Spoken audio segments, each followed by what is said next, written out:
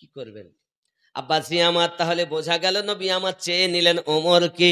ওমর রাদিয়াল্লাহু তাআলা গেলেন, নবী কি আমেরে দামন মে আজা, আমেরে দামন মে আজা, কহ দিয়া তো হো গয়া। क्यों? इसलिए सबसे पहले तेरे मेरे मुस्तफा ने रब से मांग लिया है। रब ने फरमाया हबीब तू राजी तो मैं राजी। আল্লাহ পেতে গেলে রাসূলুল্লাহ দরকার। যুবক হযরত ওমর রাদিয়াল্লাহু তাআলা কলেমা পড়ে 40তম মুসলমান হয়েছে।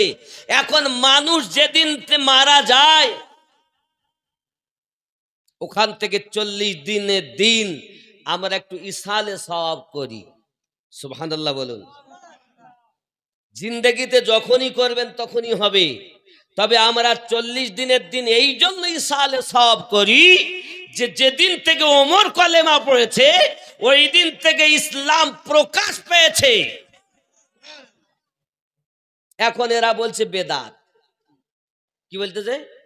বেদাত। মিলাদ নাই, বেদাত। কিয়াম নাই, বেদাত। মোনাজাত নাই, বেদাত। আর বেদাত বেদাতকে শেষ করে দিল। আগে যত যাবেন তত আরো হবে। 4 দিনে যদি আমরা মিলাদ করি, ইসালে সওয়াব করি, ও বেদাত। আচ্ছা ইয়ে গেল রসুলে পাকের আগমনের দিন যদি আমরা মিলাদ করি, জশ্নে জুলুস করি, তাও বেদাত। বলছে না? বলছে মিলাদ নাই, মিলাদ নাই। আরে যিনি ধর্মগুরু, আরে যার রাজিতে খোদা রাজি। ছেলে জন্ম নিলে বড় আনন্দ। 3টি মেয়ের পরে যদি একটা ছেলে হয় কিরম আনন্দ হয় বলেন দিন? হ্যাঁ গো, আনন্দ হবে না? আবার যদি কারোর 3 ছেলের পরে একটি মেয়ে হয় তো কত আনন্দ হবে বলেন তো? হবে না?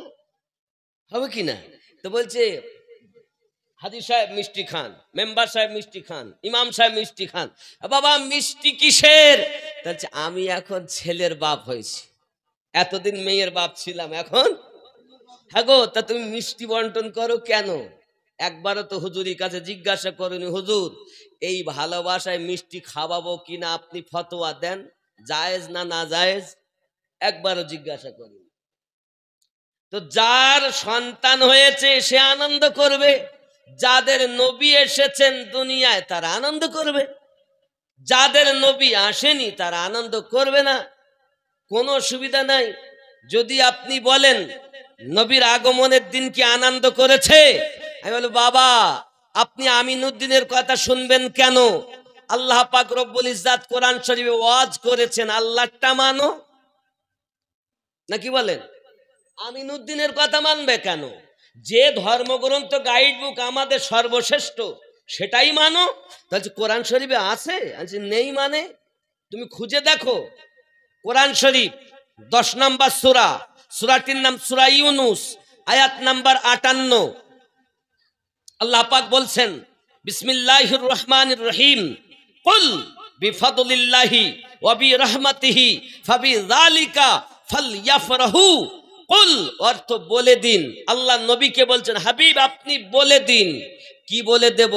বিফাদলিল্লাহি ওয়া বিরহমাতিহি, আল্লাহর ফজল ও রহমত পে ফালইফরাহু, তোমরা আনন্দ করো। কে বলেছেন? কে বলেছেন? আল্লাহ বলেছেন। আনন্দ করলে কি হবে? আল্লাহ পাক রব্বুল ইজ্জাত বলেন হুয়া খায়রুম মিম্মা ইয়াজমাউন, যদি কেউ আনন্দিত হয় যা উপার্জন করেছে আমি আল্লাহ তার থেকে বেশি তাদেরকে উজুর দান করব। জোরে বলুন না। তাহলে আপনি নামাজ, রোজা, হজ, যাকাত, মুরাকাবা, মুশাহিদা যাহা কিছু করেছেন নেকির কর্ম, আল্লাহ পাক বলছেন যদি তোমরা হুয়া খায়রুম মিম্মা ইয়াজমাউন, তোমরা যদি আনন্দিত হও আমি আল্লাহ তোমাদেরকে বেশি আতা করব। কত করবেন বলেননি। এখন আপনি হয়তো হুজুর এখানে নবীর মিলাদের কথা কই, তাহলে আমি একটুখানি বুঝাই। কুল বলে দিন, হুয়া আল্লাহ পাক বলতেন বিফাদুলিল্লাহ, আল্লাহর ফজল ও রহমত। তা আল্লাহর ফজল বলতে তাফসীর কারকগণ লিখেছেন, যেমন তাফসিরে দুদ্দে মানসুরে ইমাম আসাকির, ইমাম মারদিয়া, আব্দুল্লাহ ইবনে আব্বাস রাদিয়াল্লাহু তাআলা আনহু থেকে ব্যাখ্যা এনে বলতেছেন যে ফজল বলতে আল্লাহর কোরআন শরীফ, আর রহমত বলতে আমাদের নবী দো জাহান, ওয়ামা আরসালনাকা ইল্লা রাহমাতাল লিল আলামিন। আল্লাহ পাক বলেন আমি পাঠাতাম না, আপনাকে পাঠিয়েছি জগতে রহমত করে। আল্লাহর ফজল আমরা কোরআন পেয়েও আনন্দিত, আমাদের নবী পেয়েও, মানে কোরআন পেয়েও আনন্দিত, কোরআন ওয়ালা পেয়েও। কোরআন ওয়ালাকে নবী কামলিওয়ালা, পাহাড়ের উপরে আল্লাহ কোরআন নাজিল করতে চেয়েছিলেন, পাহাড় কেঁদেছিল, রেজা রেজা হয়ে গিয়েছিল, আল্লাহ দিও না। আল্লাহ পাক বলেন তাহলে কার উপরে দেই? তা আমাদের নবীর উপরে দিলেন। জোরে বলুন। নবী হলেন সাহিবে কোরআন। নবীর যেমন নবীর জন্য কোরআন পেয়েছি, কোরআনের জন্য নবী পাইনি, নবীর খাতিরে কোরআন পেয়েছি। নাকি বলেন? নবীর খাতিরে কাবা পেয়েছি। কথা বুঝতে পারেন না? নবীর খাতিরে রমজান পেয়েছি, নবীর খাতিরে নামাজ পেয়েছি, নবীর খাতিরে হজ পেয়েছি, নবীর খাতিরে যাকাত পেয়েছি। যাহা কিছু পেয়েছি সব নবীর খাতিরে। আর সেই নবীকেই নবী মিলাদ করে না। আপনি যদি বলেন মিলাদ করলে লাভ আছে, আমি আমার কথা মানবেন কেন? আমিনউদ্দিন ডুপ্লিকেট হতে পারে, মোল্লা ডুপ্লিকেট হতে পারে, আল্লাহ পাকের কথা তো সত্য। তাহলে মিলাদ করেছে কে? নবীর ইন্তেকালের 600 বছর 604 হিজরিতে এই আনুষ্ঠানিক মিলাদ হয়েছে। আমরা মিলাদুন নবীতে কি করি? কি করি? নবীর কিছু আলোচনা করি, হয়তো রাসূলে পাকের জুলফে মোবারক, নইলে পয়দাইশের কথা, নইলে জীবনের কোন একটা ধারা, হয় হাত মোবারক, থুতু মোবারক, চোখ মোবারক, মাথা মোবারক, চুল মোবারক, কদম মোবারক, যে কোন, আরে আমার নবী পাকের পেশাব মোবারকের বর্ণনা করাও, এটাও মিলাদুন নবী। নবী পাকের থুতু মোবারকের বর্ণনা, এটাও মিলাদুন নবী। হুজুর মিলাদ কে করেছেন? আমি কেন বলবো? আল্লাহ বলছেন কোরআন শরীফ 3 নম্বর সূরা, সূরাটির নাম সূরা আল ইমরান, আয়াত নাম্বার 81। আল্লাহ পাক বললেন বিসমিল্লাহির রহমানির রহিম ওয়া ইয আখাযাল্লাহু মিসাকান নাবিয়্যিন লামা আতাইতুকুমুল কিতাবা ওয়াল হিকমা সুম্মা জাআকুম রাসূল। সুবহানাল্লাহ বলেন। 1,23,999 জন নবীকে একত্রিত করে আল্লাহ পাক আমাদের নবীর মিলাদ পাঠ করতেছেন। সর্বপ্রথম মিলাদ পাঠ করেছেন রব্বুল আলামিন রুহের জগতে। প্রমাণ সূরা আল ইমরান আয়াত নাম্বার 81। তুমি মিলাদ খুঁজে পাচ্ছ না, এটা তোমার চোখের দোষ।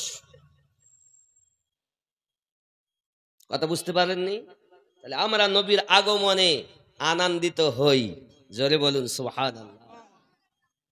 আব্বাজি আমার নবী পাকের থুতু মোবারক বরকতময়, নাকি বলেন?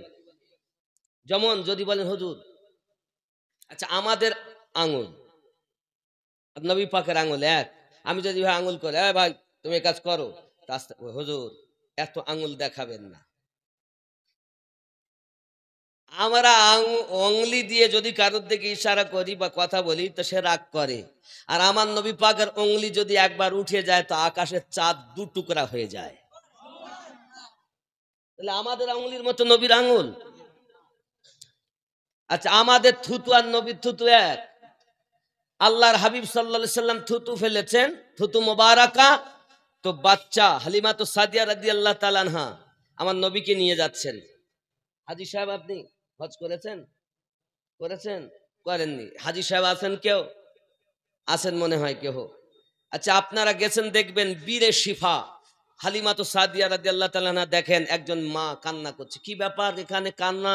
তাহলে আমার কোলে ছিল বাচ্চা, আমি কুয়াতে পানি দেখতে এসেছি, বাচ্চাটা যেই একটু লাফ মেরেছে আমার হাত থেকে ছুটে গেছে, কোল থেকে পড়ে গেছে, বাচ্চা পানিতে ডুবছে। হালিমা, এখন আমি মা যাকে পেটে ধারণ করেছি কেমনে সইব, তাই কাঁদি। আমার নবী পাক সাল্লাল্লাহু আলাইহি ওয়াসাল্লাম নিজের থুতু মোবারকা দিলেন, সঙ্গে সঙ্গে ওই কুয়া থেকে বাচ্চাটা পানি জোশ মেরে ওপরে তুলে দিয়েছে। এখন নবী পাক থুতু দিলেন কেন, থুতু মোবারকা দিলেন কেন? আল্লাহর হাবিব সাল্লাল্লাহু আলাইহি ওয়াসাল্লাম এই জন্য থুতু দিয়েছেন, যারা শাম দেশে, সিরিয়াতে, বিভিন্ন দেশ বিদেশে তেজারাতে যায়, আসার পথে কুয়া দেখে আগিয়ে যায়, কিন্তু পানি এত লবণাক্ত পান করতে পারে না।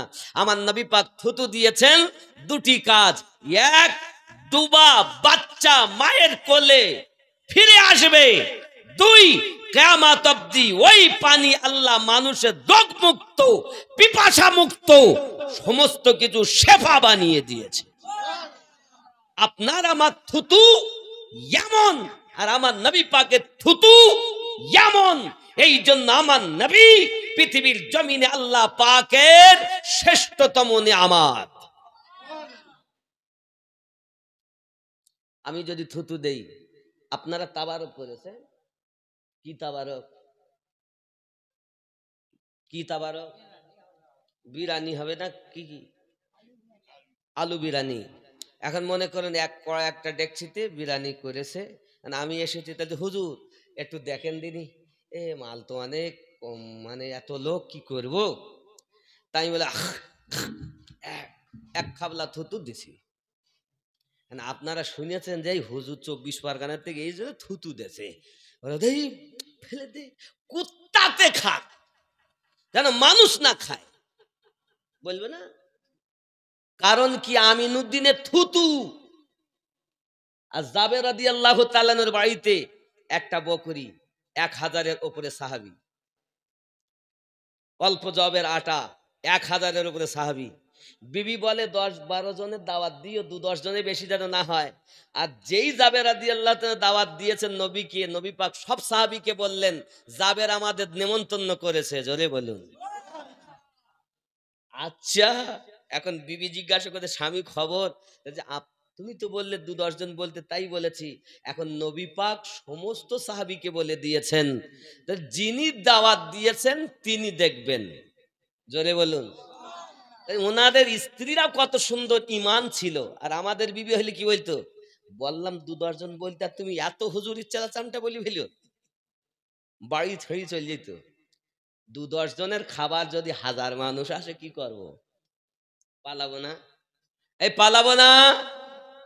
আল্লাহর হাবিব বলেন, এই জাবির, আমি যত সময় না যাব যেন গোস্ত রান্না করো না, আমি যত সময় না যাব যেন আটা গুলো না, জোরে বলুন না সুবহানাল্লাহ। আমার নবী পাক সাল্লাল্লাহু আলাইহি ওয়াসাল্লাম গেলেন, নিজের থুতু মোবারকা দিলেন গোস্তই, জোরে বলুন। আব্বা,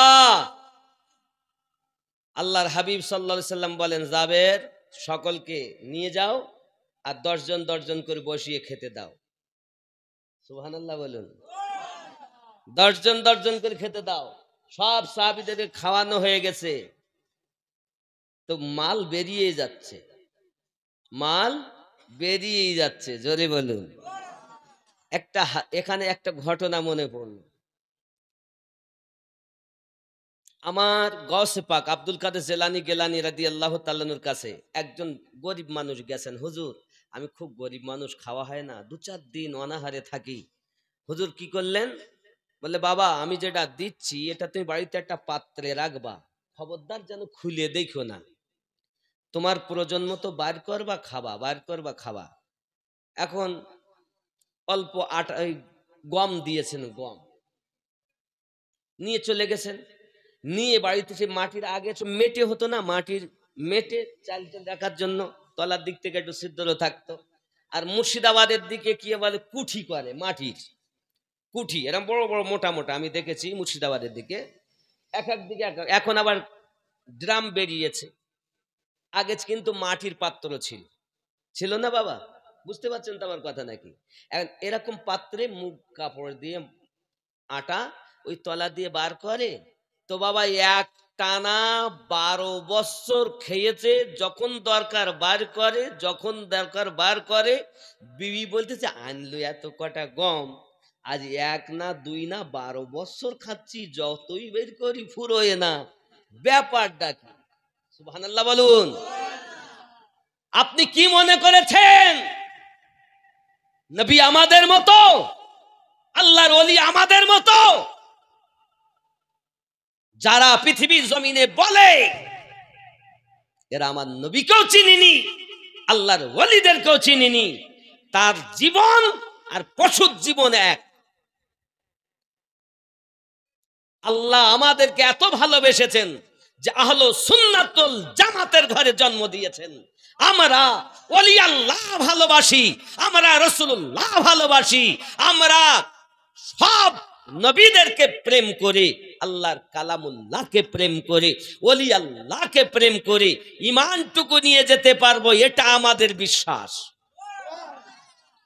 আমরা কি ওয়াহাবি, আমরা কি জামাতি, আমরা কি কাদিয়ানি, আমরা কি লামোঝাবি, আমরা কি খারিজি, আমরা কি রাফজি, আমরা কি সুন্নি, আমরা কি?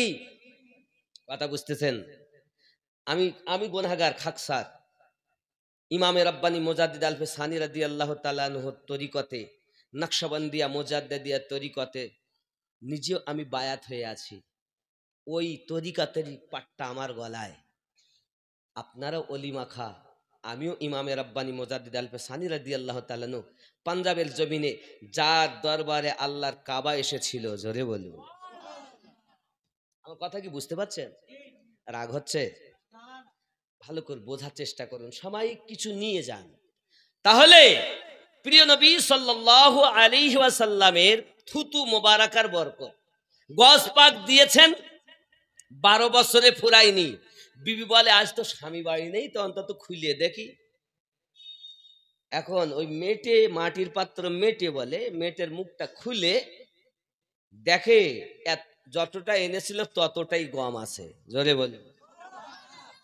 এখন অল্প গম, 2-1 দিনের মধ্যে ফুরিয়ে গেছে। এখন স্বামীকে বলছে হ্যাঁ গো, সে গম তো শেষ। গম শেষ মানে?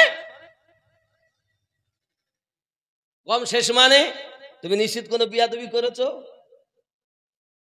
হ্যাঁ, আমি বিয়াদবি করে ফেলেছিলাম, কারণ এতদিন ধরে খাই, মোটে ফুরোয় না, এনে দিলে আমার সামনে এতটা রাখলাম, মুখ খোলা নিষেধ, 12 বছর খুলি নে, তলা দিয়ে বার করি, পিসাই করি, খাওয়া দাওয়া করি, পিসাই করি, রুটি তৈরি করি, খাওয়া দাওয়া করি, ফুরোয় না। তা আজ মনে হইলো যে এই কটা এনে দিল, খুলতে নিষেধ করে, আজ খুলেই দেখি।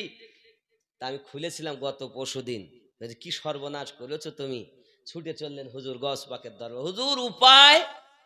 গস পাক বলেন বাবা, তোমার বিবি যদি বিয়াদবি না করতো, হুকুম যদি আমার অমান্য না করতো, তোমার যত জীবন তোমরা খেতে ফুরাতো না, তোমার সন্তান খেতে ফুরাতো না, এমন বংশের পর বংশ কিয়ামত অবধি ওই খাবার খেতে ফুরাতো না।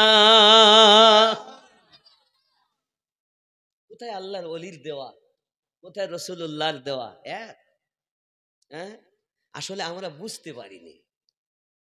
আব্বা এখন রাসূল করিম সাল্লাল্লাহু আলাইহি ওয়াসাল্লাম খাওয়ার হুকুম দিলেন, খেয়ে নিলেন। রুটিও কম নাই, গোস্তও কম নাই। সবাই এত সুন্দর টেস্ট, সবাই হুজুর এত সুন্দর টেস্ট, কি করে হলো? আমিনউদ্দিন থুতু দিলে কুত্তাই খাবে না, আর রাহমাতুল লিল আলামিন থুতু মোবারকা দিলে খাবারে বরকত হবে, কমতি হবে না। ঠিক কি না বলেন? শুধু কি এতটুকু? রাসূল করিম সাল্লাল্লাহু আলাইহি ওয়াসাল্লাম হযরত আবু বকর রাদিয়াল্লাহু তাআলা পায়ে সাপ কামড় মেরেছে, নবী পাক সাল্লাল্লাহু আলাইহি ওয়াসাল্লাম থুতু মোবারকা দিলেন, সাপের বেদনা সঙ্গে সঙ্গে ভালো হয়ে গেল। বদরের যুদ্ধে আপনার আমার নবী সাল্লাল্লাহু আলাইহি সাল্লামের দরবারে একজন সাহাবী এসে হাজির হয়ে গেছে, চোখ তীর লেগে বেরিয়ে গেছে, এক হাতে চোখ, ছুটে চলেছেন কোথায়? নবী পাকের কাছে। হুজুর কি হবে? আমার নবী পাক বলেন কি চাও? হুজুর চোখ চাই। তুমি যদি ধৈর্য ধরো তোমার জন্য জান্নাত। সাহাবী রাসূল বলেন হুজুর চোখ চাই আমার জন্য, আর জান্নাত চাই আপনি বলেছেন আপনার জন্য। চোখও দিতে হবে, জান্নাতও। জোরে বলুন। রাসূল করিম সাল্লাল্লাহু আলাইহি সাল্লাম নিজের থুতু মোবারকা চোখটাকে নিলেন আর চোখের জায়গায় বসিয়ে দিলেন, নিজের একটু থুতু মোবারকা লাগিয়ে দিলেন। সাহাবী রাসূল বলেন, দেখি বোঝা যায় না কোন চোখে তীর লেগেছে। আমাদের নবী পাকের থুতু মোবারকা সমস্ত রোগের শেফা। আমিনুদ্দিনের থুতু আর আমাদের নবী পাকের থুতু মোবারক। একজন সাহাবী এসেছেন, হুজুর বদরের মাটিতে আমার পায়ে এমন জোরে আঘাত করেছে হুজুর, আমার পা ভেঙে গেছে, পা ছাড়িয়ে গেছে। রাসূল করিম সাল্লাল্লাহু আলাইহি ওয়াসাল্লাম নিজে থুতু মোবারকা নিলেন আর ওই পায়ে আপনার রাসূলের পাক পাটা লাগিয়ে দিলেন। সঙ্গে সঙ্গে পার জোড়া লেগে গেল, বেরিয়েছেন। হুজুর কি হবে? আমার রাসূলের পাক বলেন, তুমি দাঁড়াও। তো দাঁড়িয়ে গেছে, দৌড় মারতেছে, পা যে ভেঙেছে বোঝাই যায় না। জোরে বলুন। নবী পাকের থুতু মোবারকা। জোরে বলুন। একজন সাহাবী এসে বদরের মাটিতে হাজির, ইয়া রাসূলুল্লাহ আমার তলোয়ার ভেঙে গেছে হুজুর, তলোয়ারের হাত নাই, ভোতা তলোয়ার। নবী পাক একটা ছিল ওখানে খেজুরের ডাল, এটাই নিয়ে যাও। এখন ওই খেজুরের ডাল নিয়ে যুদ্ধের ময়দানে যুদ্ধ করছে, খেজুরের ডাল তলোয়ারের কাজ করতেছে। আপনি কি মনে করেছেন নবী আমাদের মতো? যারা বলে এদের ব্রেনে ওই পোকা সার পোকা যে কত লেগেছে আল্লাহ ভালো জানে। কথা বুঝতে পারছেন? রাসূল করিম সাল্লাল্লাহু আলাইহি ওয়াসাল্লামের থুতু মোবারক, নাকি বলেন? আমার জামান যুবক সোনা মানিকেরা, নবী দো জাহান সাল্লাল্লাহু আলাইহি ওয়াসাল্লামের দরবারে যাইয়া কলেমা পড়ে মুসলমান। আর এই দিকে ওই যে ছোট্ট বালক কলেমা আপনার কিনা রাসূলের আশিক হয়েছে, শেষ ইচ্ছা নবীর জিয়ারত করবে। জোরে বলুন।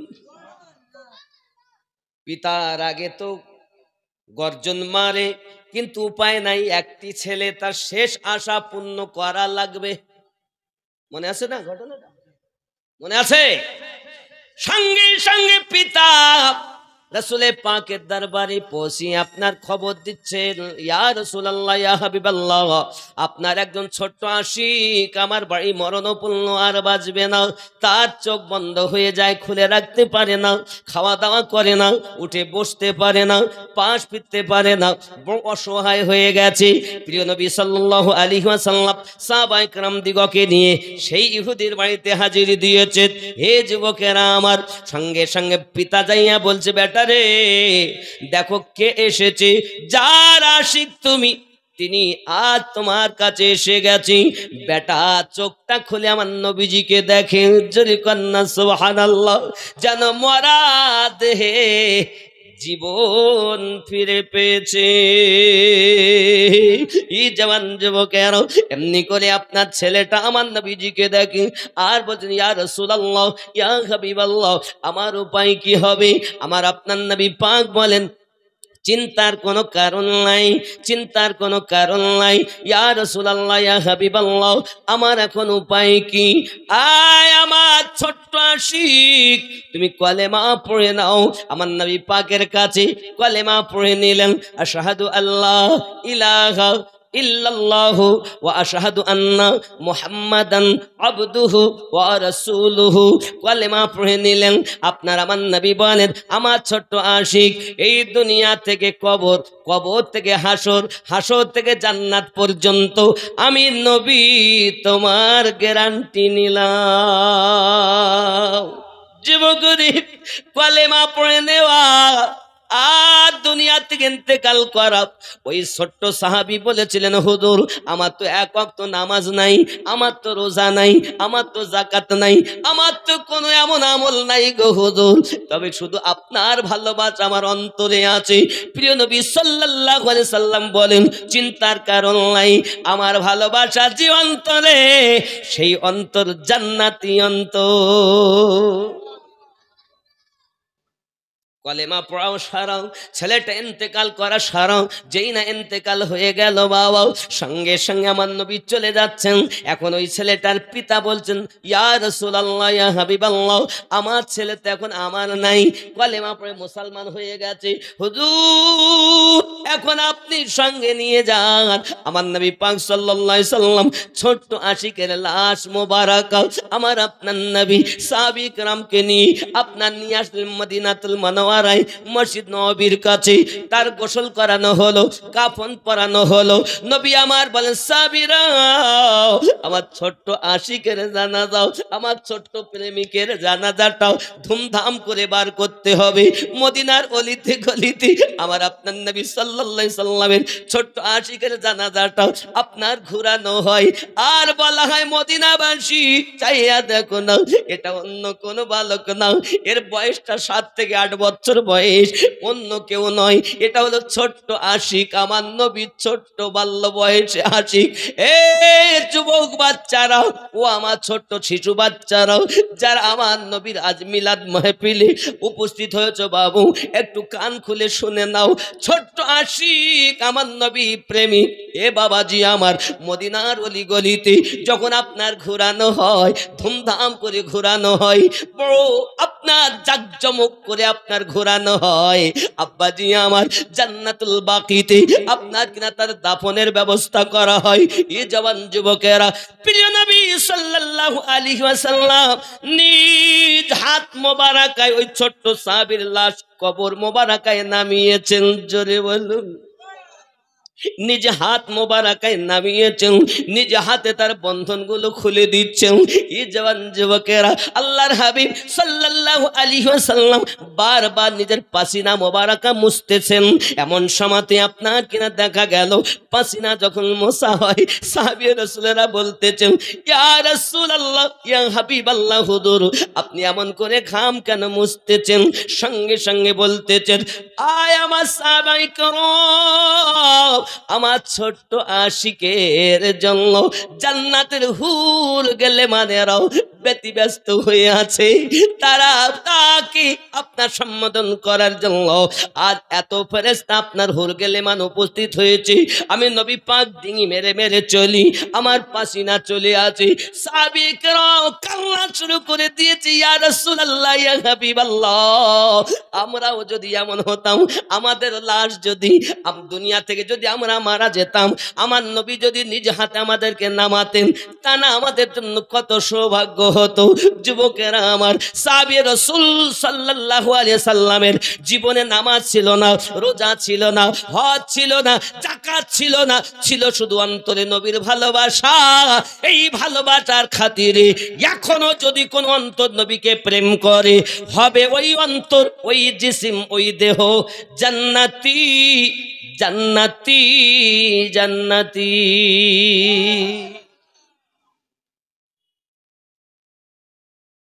নাকি যেখানেই থাকেন জীবনের থেকে বেশি রসুলে পাককে প্রেম করেন। কাকে প্রেম করবেন? নবীকে। নবীকে। যখন নবী পাকের কথা আসবে, সেখানে স্ত্রী, সন্তান, মা বাপ, বন্ধু বান্ধব, দুনিয়ার কোন ব্যক্তির ভালোবাসা নবীর ভালোবাসার কাছে টিকবে না, সব কুরবান হবে, আমার নবীর ভালোবাসা আগে হবে। ঠিক আছেন না? রাজি আছেন তো নাকি আব্বাজি আমার? এজন্য আপনাদের কাছে আমি অনুরোধ করব, যেখানেই থাকেন প্রেমিক হয়ে থাকেন, এহ জগতেও লাভ হবে, পর জগতেও লাভ হবে। আল্লাহুম্মা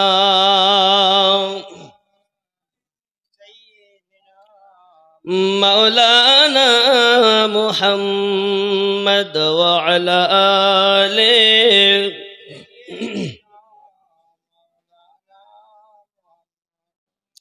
वो दिन भी तो आएगा, वो रात भी आएगी, वो दिन भी तो आएगा, वो रात भी आएगी, दिन गुजरे मक्के में और रात मदीने में। सुभान अल्लाह वाले रोज़े पे का हो रहमत की सदाएं हो, रोज़े पे निगाहें हो रहमत की सदाएं हो। ऐ काश वो आ जाए लम्हात मदीने में, वो दिन भी आएगा वो रात भी आएगी, दिन गुजरे मक्के में और रात मदीने में। जी मत रोक मुझे जाहिद, बेताब हूँ सजदे को। मत रोक मुझे जाहिद, बेताब हूँ सजदे को। का बंदिश रहते हैं काबू में नहीं रहते जज्बात मदीने में। মদিনায় যখন যাবেন মনে হবে জানো সেজদা করে ফেলি, সেজদা করে ফেলি, তিনি তো সব। কিন্তু আল্লাহ পাক বলেন না, এটাই তোমরা থামো, আমি আল্লাহ ছাড়া কাউকে সেজদা করা যাবে না। এটাই তো একজন আশিকের জন্য পরীক্ষা। জোরে বলুন, এটা খেয়াল করেন কত সুন্দর কথা। মত রোকো মুঝে জাহিদ, बेताब हूँ सजदे को। काबू में नहीं रहते जज्बात मदीने में, काबू में नहीं रहते जज्बात मदीने में। रोज़े पे निगाह हो रहमत की सदाएं हो, ऐ काश वो आ जाए एक लम्हात मदीने में। अल्लाहुम्मा सल्ली अला मौलाना मुहम्मद व अला आलि सय्यिदिना। अब्बा আমার रसूल करीम सल्लल्लाहु अलैहि वसल्लम दिलेन जाबेर রাদিয়াল্লাহু তাআলার বাড়ি, আটায় বরকত গোস্তে বরকত সবাই খেলেন। নবী পাক সাল্লাল্লাহু আলাইহি সাল্লামের হুকুম হাড্ডি যেন তোমাকে চিবাবে না, রাখবে। রাসূল করিম সাল্লাল্লাহু আলাইহি সাল্লাম নিজের হাত মোবারকা দিলেন আর সেই হাড্ডি থেকে জীবিত বকরি করে দিলেন। গাউস পাকের দরবারে মোরগ জবাই করে দিয়েছেন। মোরগ খেলেন, হাড্ডিগুলোতে হাত দিয়ে জীবিত মুরগা করে দিলেন। চোর এসেছে, কুতুব বেনে গেছে। ওলি আল্লাহ বানাতে পারে। নবী যেমন আবু বকরকে সিদ্দিক বানিয়েছেন, ওমরকে ফারুক আজম বানিয়েছেন, উসমানকে জিন নুরাইন বানিয়েছেন, আলীকে হায়দারে কার্রার বানিয়েছেন, বেলালকে মুয়াজ্জিনে আজম বানিয়েছেন, জাহান্নামীকে জান্নাতি বানিয়েছেন, 10 জন সাহাবীকে জান্নাতে সার্টিফিকেট দিয়েছেন।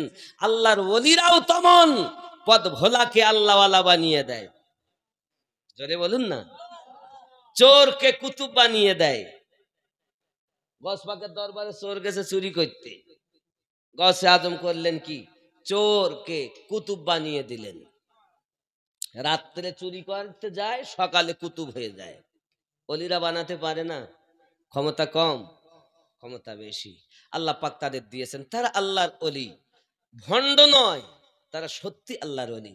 খাজা গরিব নওয়াজ পৃথিবীর সরজমিনে ইসলামটাকে এত সুন্দরভাবে প্রচার করেছেন, দুশ্মনেরা কলেমা পড়ে ঈমান নিয়ে এসেছে। এটাই তো আল্লাহর ওলিদের কাজ। আব্বাজি আমার, আপনি যেখানেই যান আল্লাহর ওলিদের কাছে খালি ভক্ত হলে হবে না, মুরিদ হতে হবে। কি হতে হবে? মুরিদ। অনেকে মুরিদ বাপ মা আছে তো মুরিদ হব কেন? পাগল, বাপ মায়ের কাজ আলাদা, আল্লাহর অলির কাজ আলাদা, শিক্ষাগুরুর কাজ আলাদা, আর দীক্ষা গুরুর কাজ আলাদা। আমি আপনাকে বলি, দেখুন, জ্ঞান হলো দুই প্রকার। কয় প্রকার? কথা বলুন। এক হলো পুঁথিগত জ্ঞান, স্কুলে, কলেজে, ইউনিভার্সিটিতে, মাদ্রাসাতে পাবেন। যেমন অ, আ, সারে অ, এ বি সি ডি, আলিফ বেতে সে জিম হাকা, এইরকম। এটা হলো পুঁথিগত বিদ্যা।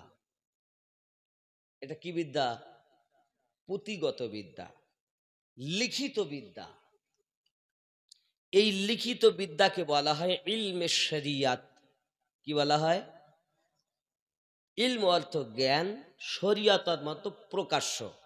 এটা হলো প্রকাশ্য জ্ঞান। আর একটি জ্ঞান হলো ইলমে মারেফাত, সেটি হলো দীক্ষাগত জ্ঞান। দীক্ষা, যেমন অমুসলিমেরা বলেন দীক্ষা লাও। শুনেছেন? অনেক আছে না আপনাদের আশেপাশে, তো দাদা দিদিরা আছেন নাকি?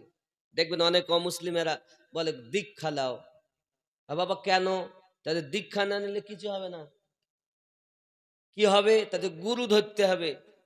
আমরা বলি মুরিদ হও, ওরা বলে দীক্ষা লাও। আমরা বলি পীর ধরো, ওরা বলে গুরু ধরো, বলে না? একটা অমুসলিম ঘরের ছেলে হয়ে বুঝে নিল গুরু ধরতে হবে, আর এ বলতেছে গুরু ধরতে হবে না। আচ্ছা, গুরু ধরা কি? আল্লাহ পাক বলেছেন সূরা কাহাফের 17 নম্বর আয়াতে। কত নম্বর আয়াত? 17 নম্বর। কি বলেছেন দেখুন, আমি বলিনি, বলো। বিসমিল্লাহির রহমানির রহিম। من يهد الله فهو المهتدي ومن يضلل فأولئك هم من يهد الله فهو المهتدي। আমি আল্লাহ যাদের হেদায়েত দান করি তারা হেদায়েত প্রাপ্ত হয়। ওয়া মান ইউদলিল, আমি আল্লাহ যাদের পথভ্রষ্ট করি, ফালান তাজিদা লাহু ওয়ালিয়াম মুরশিদা। খুব ভালো করে বুঝবেন, আমি আল্লাহ যাদের হেদায়েত দান করি তারা হেদায়েত প্রাপ্ত হয়, আর আমি আল্লাহ যাদের পথভ্রষ্ট করি তারা পথ প্রদর্শক আউলিয়াকে বন্ধু রূপে পাবে না। জোরে বলুন সুবহানাল্লাহ। দেখুন, আমি আয়াতে এইটা আমি আয়াতটা পড়লাম, এর মানে আমি করিনি, খেয়াল করুন।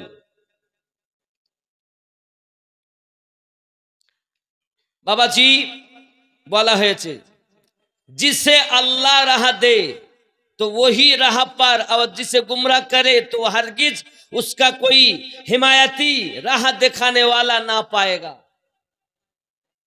अब्बा আমার এর মধ্যে 11টা তাফসীর আছে।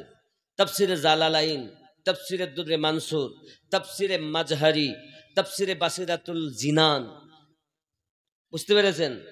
তাফসীরে কানজুল ঈমান, তাফসীরে আপনার কিনা এমনি করে উসমানী, এর মধ্যে আপনার কিনা রয়েছে। যাই হোক, এখন বিষয় হলো আউলিয়া মুর্শিদ রূপে পাবে। আউলিয়া অর্থ বন্ধুগণ, আর অলি অর্থ একজন। আউলিয়া মানে অনেক, একের অধিক, আর অলি মানে একজন। আল্লাহ পাক এখানে বলেছেন যে আমি আল্লাহ পাক, আল্লাহ তাআলা যাদের হেদায়েত দেই তারা হেদায়েত প্রাপ্ত হয়। হেদায়েতের মালিক কে? আমি আল্লাহ যাদের পথভ্রষ্ট করি তারা কখনো হক পথ পায় না। ফালান তাজিদা লাহু ওয়ালিয়াম মুরশিদা, পথ প্রদর্শক আউলিয়াকে বন্ধু রূপে পাবে না। তাহলে মুর্শিদ আল্লাহ বলেছেন, আমরা পীর বলি, পীর হলো পার্সি কথা। আল্লাহ পাক কখনো মুর্শিদ বলেছেন, কখনো আউলিয়া বলেছেন, কখনো সালেহীন বলেছেন, কখনো সিদ্দিকিন বলেছেন। জোরে বলুন সুবহানাল্লাহ। ব্যাপারটা একই। নামাজের কথা বলো কোরআন শরীফে নেই। একটা মুফতি আমারে দেখাতে পারবে যে নামাজ পড়তে বলেছে আল্লাহ?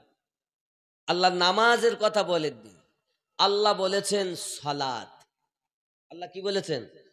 এখন কেউ যদি বলে নামাজ নাই, নামাজ নাই, ঠিক ঠিক তদরূপ নামাজ নাই কোরআন শরীফে, ঠিকই। কি আছে? সালাত। সালাতের পার্সি কথা হলো নামাজ। সালাতের পার্সি কথা কি? নামাজ। ঠিক তদরূপ কোরআন শরীফে রোজা রাখো নেই। রোজা হলো পার্সি কথা। কি আছে? সিয়াম, সৌম। রোজা আছে তবে সৌম রূপে, নামাজ আছে সালাত রূপে, নাকি? ঠিক তদরূপ পীর আছে মুর্শিদ রূপে। জোরে বলুন। এখন এরা বলছে পীর নাই, তার মানে কে নাই? পীর থাকবে কেন? এটা পার্সি কথা, আর পার্সি কথা তো থাকবেই না। এখন কেউ যদি বলে চ্যালেঞ্জ করছে নামাজ নাই, কোরআন শরীফে দেখাতে পারবে না, ঠিক বলেছে। কারণ নামাজ শব্দ তো থাকবেই না, নামাজ তো পার্সি কথা। নামাজ রয়েছে সালাত রূপে, রোজা রয়েছে সিয়াম ও সৌম রূপে, মুর্শিদ ঠিক পীর রয়েছে মুর্শিদ রূপে। জোরে বলুন। এখন যদি যারে বলে চেয়ার, তাকে আবার কি বলে? এ দ্বারা কথা বুঝতে পেরেছেন? সিংহাসন।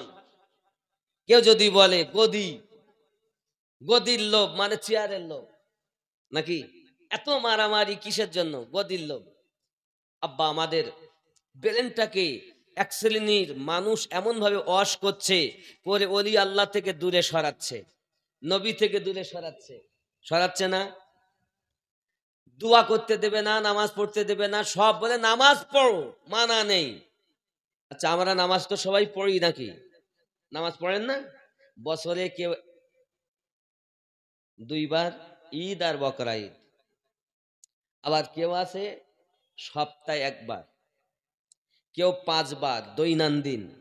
তাহাজ্জুদও পড়েন, ইশরাকও পড়েন, আবাবিনও পড়েন, এমনও ব্যক্তি আছে। আছে না নাই? বেনামাজি মানে সে জীবনে পড়ে না। এ তো নামাজ 2 বার হইলেও বছরে যায়, তার মানে নামাজি, নাকি বলে? 2 বার হলেও সে তো নামাজি। বেনামাজি যে জীবনে পড়ে না, বেনামাজি নামাজবিহীন, এ 2 বার হলেও যায়, তার মানেও বেনামাজি না, নামাজি। তবে এতটুকুই আমি তাকে হাত জোড় করে বলবো যে বাবা আপনি 2 বার পড়ছেন না, আল্লাহ পাক অর্ডার করেছেন তাকে রাজি খুশি করার জন্য। নামাজ পড়লে আল্লাহর কিছু লাভ নাই, আল্লাহর কোনো ক্ষতিও নাই। আমি নামাজ পড়বো আমার জন্য, আপনি নামাজ পড়বেন আপনার জন্য, নাকি? নামাজ পড়লে কি আল্লাহর কোনো লাভ হবে? কথা বলেন তো। মানুষ এখন নামাজ পড়তে যাচ্ছে জান্নাতের আশায়।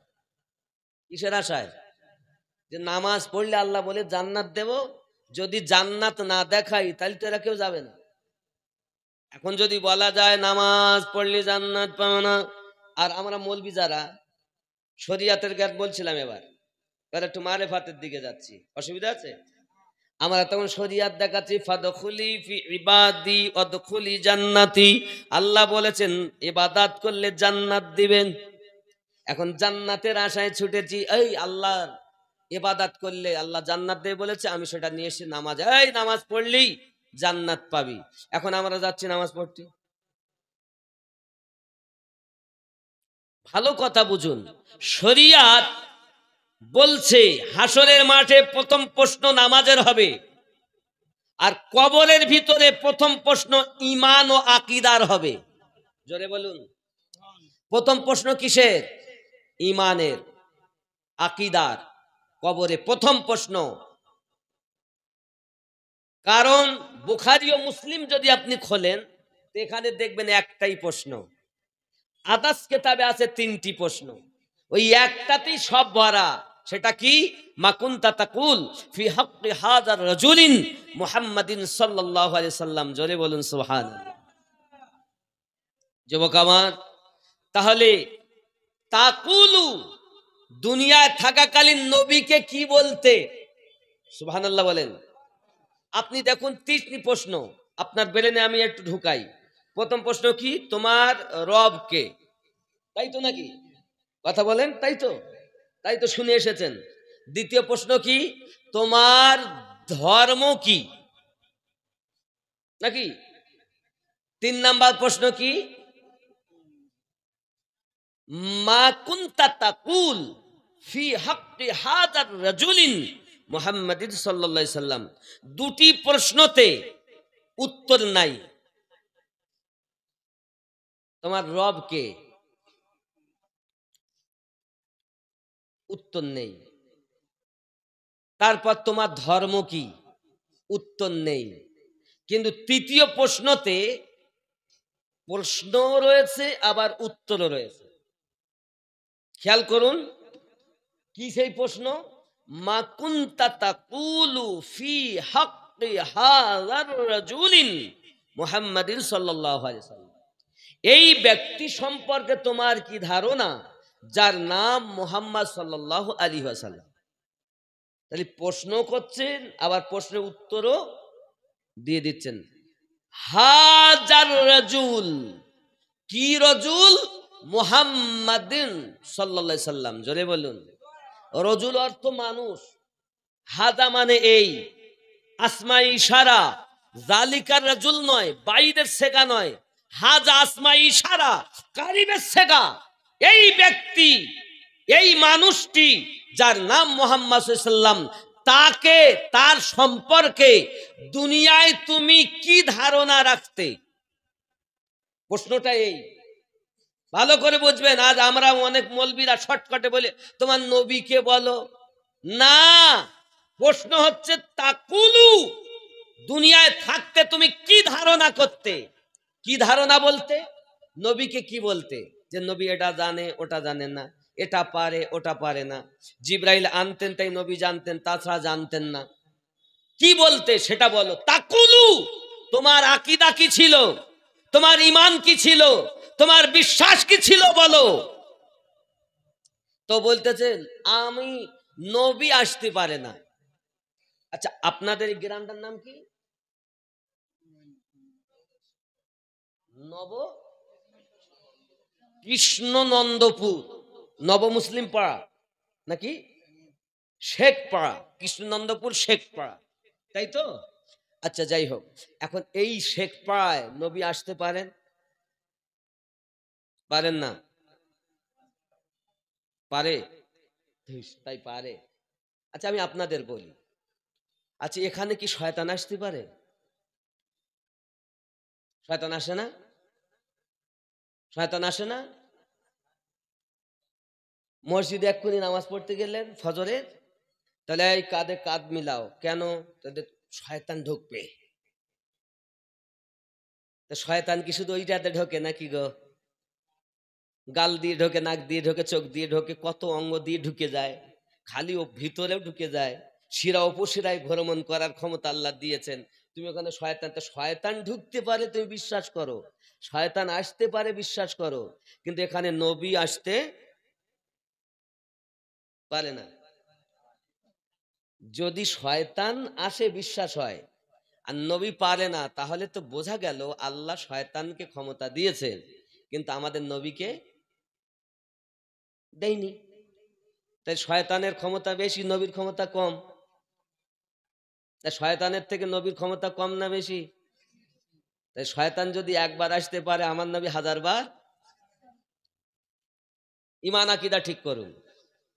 আর ওই প্রশ্নই হচ্ছে তুমি নবীকে কি ধারণা করতে। প্রথম আমি চ্যালেঞ্জ করি কোন মায়ের পুতকে, সহিহ বুখারী ও মুসলিম একটি প্রশ্ন, দ্বিতীয় প্রশ্ন নাই, একটাই আছে, আদার্স অন্য কিতাবে আছে।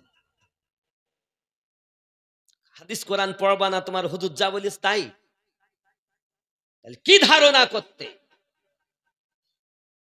2 নাম্বার, আপনাদের এখানে যারা আপনারা আমরা বসে আছি, আমাদের কাছে ভালো এবং মন্দ লেখার ফেরেশতা কজন? কথা বলেন। 2 জন, তাই তো? আপনার কাছে 2 জন, আপনার কাছে, আমার কাছে, সবার কাছে। আচ্ছা, ওই রাস্তায় যারা আছে ওদের কাছে ফেরেশতা দুইজন, 750 কোটি মানুষের কাছে থাকে কি করে? আচ্ছা, আমরা কি ফেরেশতা দেখতে পাই? কিন্তু ঘাড়ে আছে, এটা আমাদের বিশ্বাস। আর আরবিতে ওটাকেই বলে ঈমান। কি বলে? আর বাংলায় কি বলে? বিশ্বাস। বাংলায় কি বলে? আরবিতে কি বলে? ঈমান। কি ঈমান? ফেরেশতা আমাদের কাছে আছেন, ভালো এবং মন্দ লেখার আল্লাহ তাদের ক্ষমতা দিয়েছেন, এটি আমাদের ঈমান। বুঝতে পারছেন তো নাকি? রাগ করছেন? বুঝুন, আমার কথাগুলো বুঝুন আব্বা আমার। তাহলে ফেরেশতা আছেন, নবী নাই। নবী এখানে নাই। নবীর জন্ম মদিনায়, না, জন্ম মক্কায়, ইন্তেকাল মদিনায়, রওজা মদিনায়, নবী আছেন মদিনায়। আমি হলাম শেখ পাড়ায়, নবী হলো মদিনায়, নাকি? তাহলে আমরা, আপনারা যখন নামাজ পড়েন, যারা নামাজ পড়েন তাদের বলছি, কারণ এখন আপনারা শুনছেন, এরপর আমার কথা কিন্তু সবাই শুনবে, লাখ লাখ মানুষ শুনবে, কোটি কোটি মানুষ শুনবে। খেয়াল করুন, আমরা নামাজ পড়ি তখন কি বলি? আসসালামু আলাইকা আইয়ুহান নবিয়্যু। এই নবী, কা কা উপস্থিত, এই নবীর উপরে দরুদ ও সালাম। আর নামাজ থেকে বেরিয়ে পর বলতেছি আমি শেখ পাড়ায়, নবী মদিনায়। নামাজে বলছেন এই নবী, আর বাইরে এসে পর বলছেন মদিনায় নবী। তার মানে নামাজের সাথে বাইরে আপনার মিল নাই। এখন আপনি আমি প্রত্যেকেই 73 দলের মানুষ একই কথা বলে, আসসালামু আলাইকা আইয়ুহান নবিয়্যু, বলে কি না? মানে এই নবীর উপরে দরুদ ও সালাম। এই বলতে ইনি আছেন নিকটে, তাহলে তো আমি এই বাবজি বলবো নাকি? এই, হ্যাঁ, আর ও, তাহলে ওই ব্যক্তি বলবো। তাহলে নবী যদি মদিনায় থাকে, তাহলে আমরা আসসালামু আলাইকা আইয়ুহান নবিয়্যু বলবো কেন? দূরের সেগা বলবো ওই নবী, মদিনায় নবী, শেখ পাড়ায় আমি।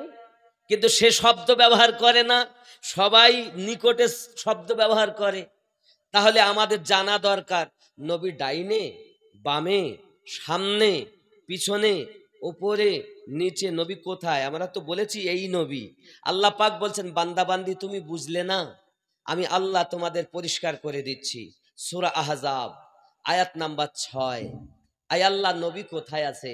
আল্লাহ পাক বলছেন, আন নবিয়্যু আওলা বিল মুমিনিনা মিন আনফুসিহিম। প্রত্যেক মুমিনের জানের থেকে আরো নিকটে নবী আছে। যারা বলে নবী